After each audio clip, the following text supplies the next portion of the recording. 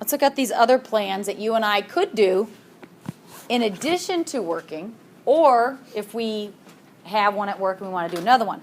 So for example, I have the pension or retirement, whatever you want to call it here, the PSRS through the college, through the state, but I also have a 401k.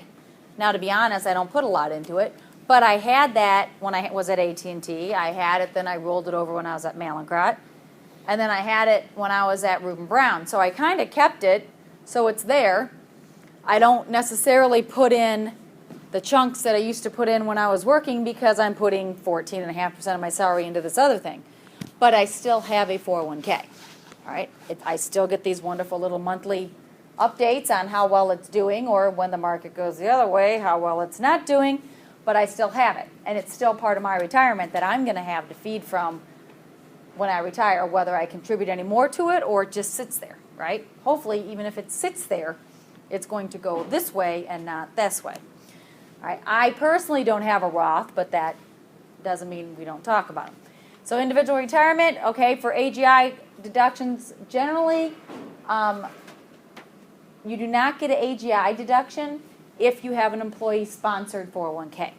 So if you have an employee-sponsored 401k, then you don't get to take a deduction on your taxes because you already are getting a deduction. All right, you're taking it out of your paycheck each week tax-free. So you don't get to take another deduction on your tax return because you're already getting one. For single taxpayers, deduction is allowed if they participate in the plan and they have low income. So that is kind of the tax break. If you're participating in work, but you're also doing another one outside and you earn less, the lesser of $5,500 or earned income or 50 years old, notice, if you're older than 50, many times you're going to get a perk to keep saving. Even if you're saving and taking out of your retirement at the same time, they're going to give you a perk. They're going to give you a tax benefit for putting money in, even if you're taking it out, as long as you have earned income. You got to have earned income. All right?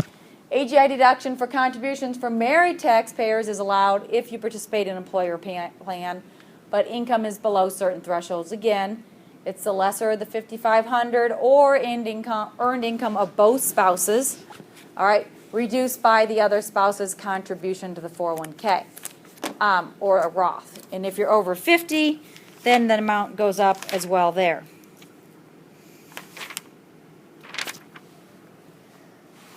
You may make non-deductible contributions. Deductible plus non-deductible cannot exceed $5,500 for one taxpayer plus catch-up, and you can contribute by April 15th. So you can contribute to the 401k in 2016, for example, as long as you contribute prior to April 1st and have that be on your tax return. It does not mean it's going to be deductible. Notice it says deductible and non-deductible. So it might not be deductible, but it cannot exceed $5,500. Distributions from IRA are taxed as ordinary. We already said that. 10% penalty, 59.5. There are certain exceptions. Medical exceptions, insurance premiums, and for your first-time home. All right. The medical exceptions, there used to be one in there for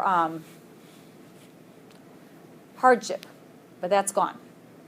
All right. There was several people that wanted to use that back in 2009 and 2010. Unfortunately, it was not there anymore. But you can use it for medical. So if you're under 59.5 and you have a lot of medical expenses, you could possibly use it for that. To pay your insurance premiums and then first-time home, the same minimum distribution applies in qualified plans. The non-taxable percentage equals the non-deductible contribution divided by the balance amount. So that's how they're coming up with that percentage.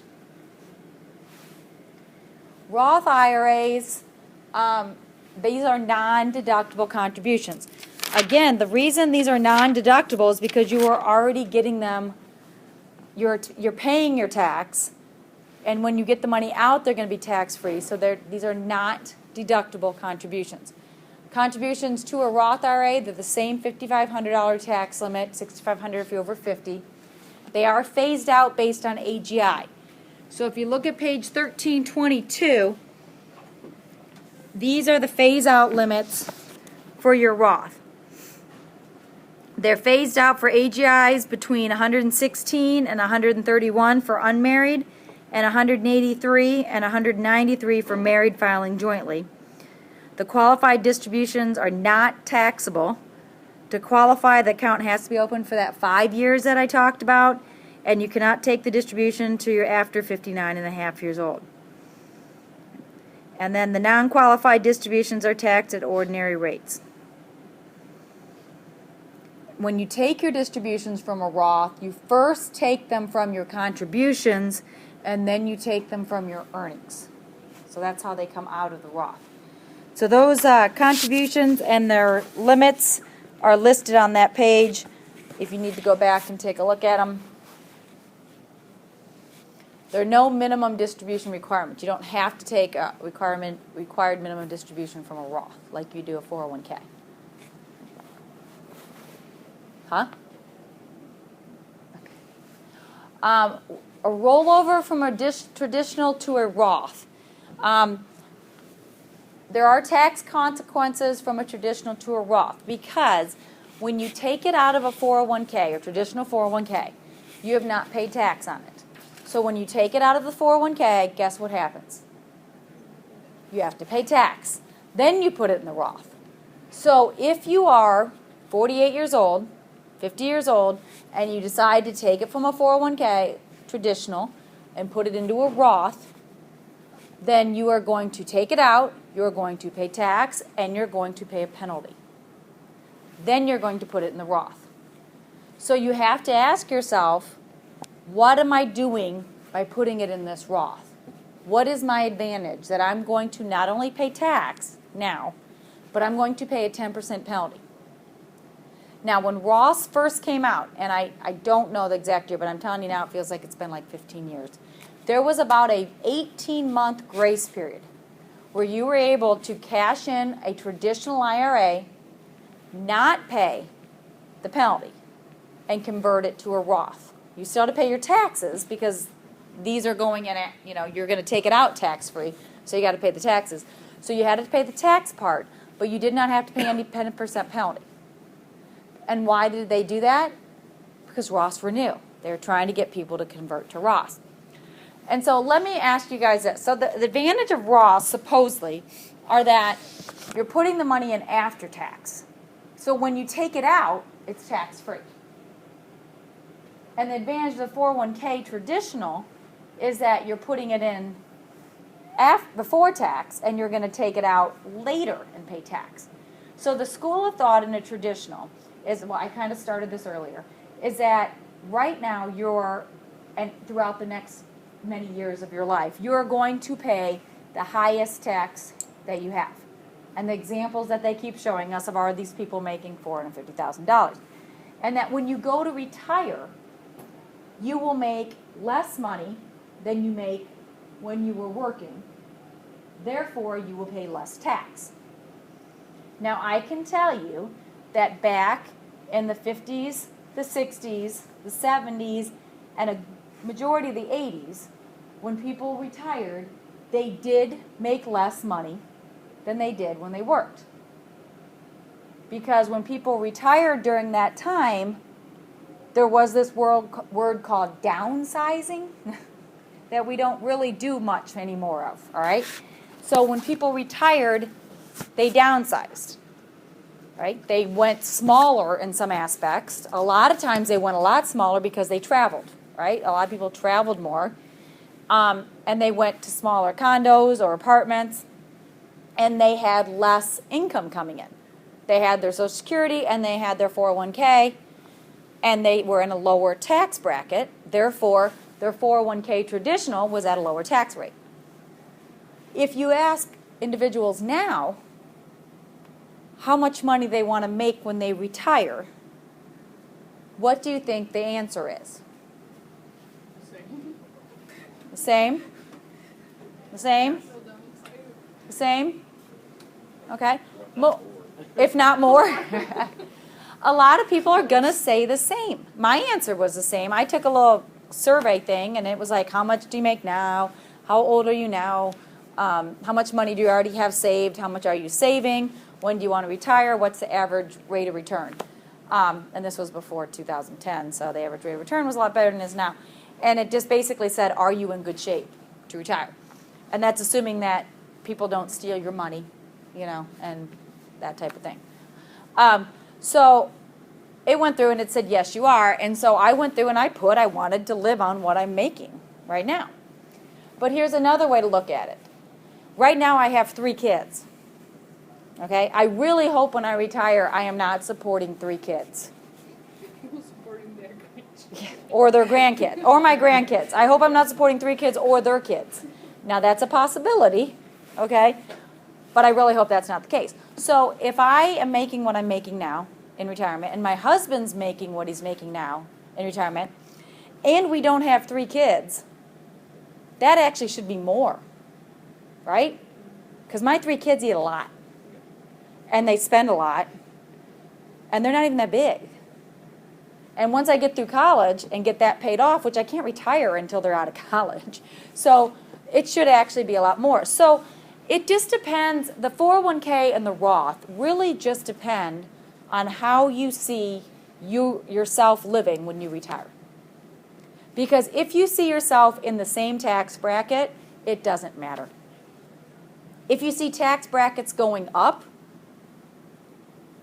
which they could, I don't know if I see that, but if they could, and if you see it going up from that standpoint, then maybe a Roth is better. But if you see yourself going down, even if it's just that one level, then a traditional is better, because then you're paying tax when you retire, and then it's down. I can tell you that my parents are retired and doing fine, and I think they're down maybe a tax bracket. I don't know. I didn't do their taxes when they were both working. All right. Now, the other thing to keep in mind is inheritance and those type of things don't come into play. And then, remember, dividends and income, it depends on how they come in, whether or not they're taxable and what they're taxed at. So depending on how you had your investments, you do it the right way, and some of that interest income and some of those dividends might be taxed at 0 and different coming in the door too. So that could help you as well. Gotta be smart. Gotta be thinking like that. I don't think like that. That's your financial advisor that needs to help you out there. All right, take a look at this. Assuming when Tina graduated from college, she started working for our wonderful CBA. She made a fully deductible contribution of $4,000 to her traditional Roth IRA. 3 years later, when the marginal tax rate was 25%, she withdrew her $5,000 balance and put it into a Roth.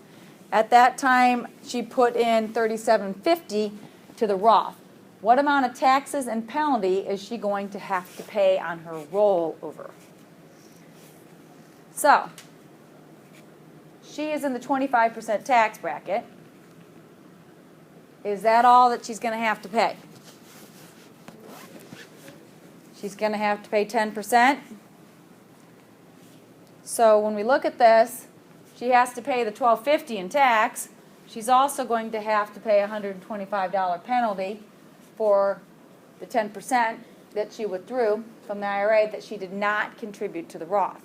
So because she ended up putting the rest in the Roth, she actually only ended up having to pay 10% on that amount, the $1,250, because that's how much she didn't. That's the taxes is what she had to pay the penalty on, not the whole $5,000. So the penalty ended up being a lot less. The penalty was not 10% of $5,000. The penalty was 10% of $1,250. So that actually helped her. But that was a direct rollover. A direct rollover. Now, a direct rollover no longer means a check has to go from the 401k to the Roth people. It can actually come to you. Those were changes about 2 years ago. So they can go to you, but then I believe it's 60 days you have to get it into the Roth, or 60 days to get it into the new 401k. I actually don't like that rule because we actually had someone come into VITA who cashed out their 401k, and I can't remember exactly what it was, but it was something like they used it to, it was something ridiculous. They used it like to place a bet in Vegas. And they won.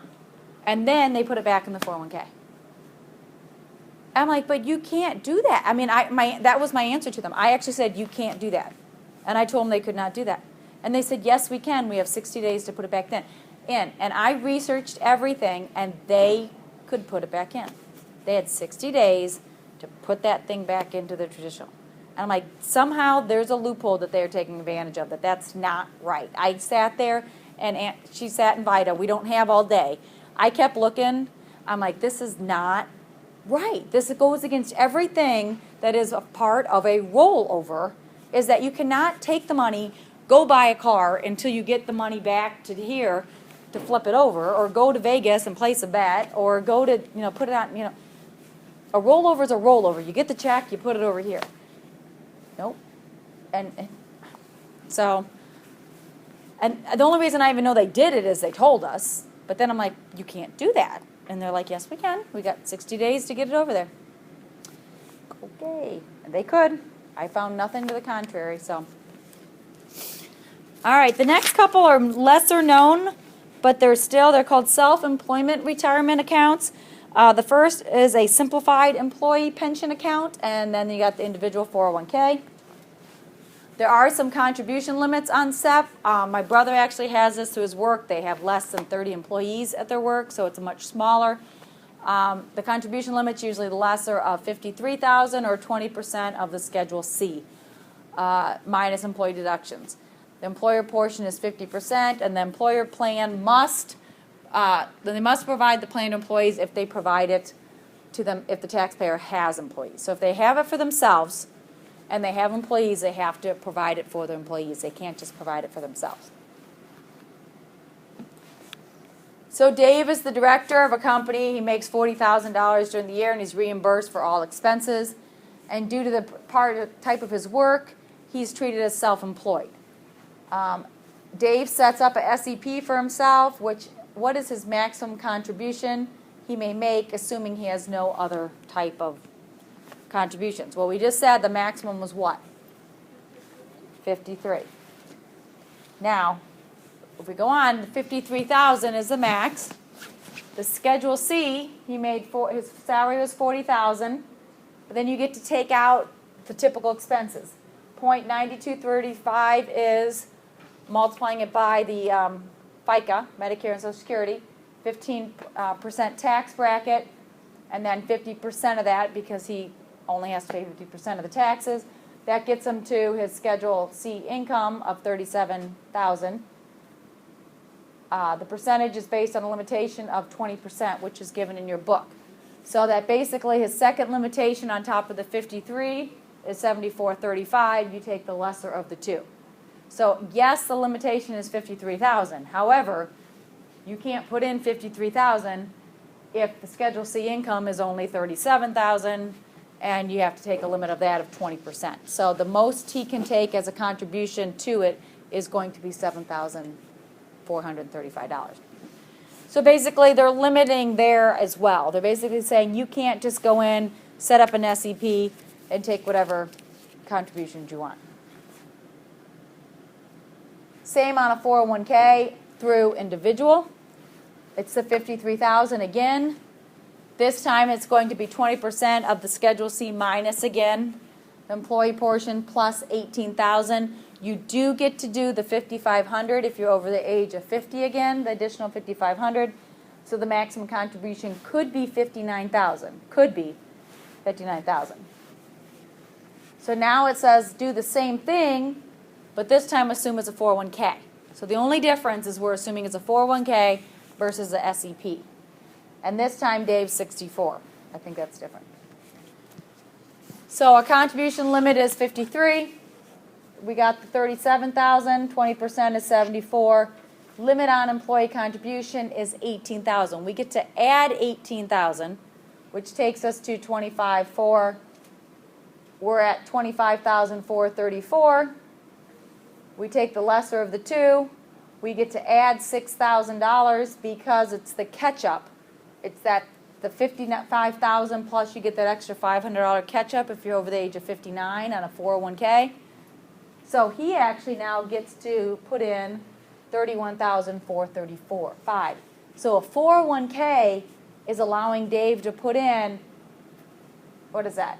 Almost $26,000 more than an SEP. A 401k is almost normally preferred over most other retirement plans. It's just not always feasible, depending on the size of the company. All right, and the last thing in this chapter is the Savers Credit. Again, I mentioned at the beginning, it's the credit for taxpayers contributed to qualified plans. Qualified plans only. And it's in addition to contributing as well as still working while taking out for retirement. And it's only available to lower income taxpayers. There's the applicable amounts. This is definitely something that you're going to want to have the chart on. I can tell you that just as a hint, I did ask a couple multiple choice questions on this on the final last time because we've had more and more people come into VITA asking about this, and it's been missed. So depending on the software you're using, this has been missed. So basically joint files, notice it goes up to $61,000. So two people making up to $61,000, head of household or single. If you're single, making up to $30,000, it's an applicable percentage is 10%. There's a lot of people making up to $30,000. That's not that low. So you can be putting money into saving and you're going to get a saver's credit. Oh, hang on. All right, so in your book, since that just kind of dropped off right there, the maximum credit is $1,000. So we're not talking about a huge credit. However, remember a credit is what compared to a deduction? It's what? Money back. It's just money flat out back, right? So when you say $1,000, people are very happy because it's $1,000. And when you're making lower amounts, the $1,000 means more and more than that someone who's making $450,000. So it is a big deal. On page 1330, it just goes through an example with Tina, who is working for CBA. She's the only person not making $450,000. She's earning $24,000 working part-time while she's in school. $20,000 was a salary from September through December. To get an early start in retirement, she started contributing, and she contributed $44,000 to a traditional IRA. Because she did not participate in the employee-sponsored plan during the year, she may deduct the $4,000 contribution as an AGI deduction, reducing her AGI from $24,000 to $20,000. What is her saver's credit? And is she allowed to claim it even though she's a full-time student 4 months out of the year? So basically her saver's credit is $2,000 times the 10% based on her income, which we looked at above was $20,000, so she's going to get the 10%. The saver's credit, may she claim it? Yes. Okay. And what would the saver's credit be if her AGI was 15%? Well, or 15,000. Well, if her AGI was 15,000, she jumps up to 50%, and she would have had a saver's credit now of $1,000. So that was a big difference between her making $20,000 and her making $15,000. Not enough for her to not make it because it's $5,000 versus $1,000, but it's a difference. All right, the other thing is the next several pages, page 31, 32, and 33, are flow charts of a traditional IRA and a Roth IRA and tracking their contributions. If you have any confusion about those two, these are very good flow charts just to follow through. All right. It's not so much the limits on them that I'm worried about you knowing. Just make sure you understand, in general, the differences between the two and why someone would invest in one or the other. That's the big thing you want to know without looking in a book. That's what someone's going to ask you. And that's the answer you got to be able to tell them without looking in a book. You always can look in a book to come up with the maximums and the limits because those change. But what is it and what's the difference? That's what they want to know.